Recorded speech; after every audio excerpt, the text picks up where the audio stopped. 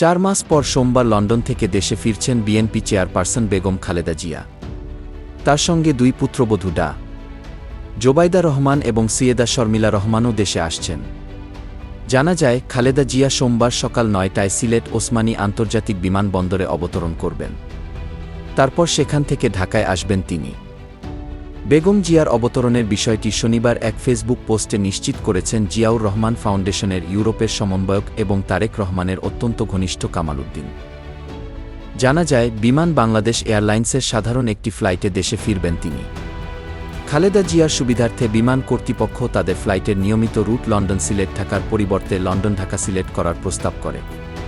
কিন্তু তিনি যাত্রীদের কষ্ট বিবেচনায় ফ্লাইটের রুট পরিবর্তন না করে আগে সিলেটেই অবতরণের সিদ্ধান্ত নেন।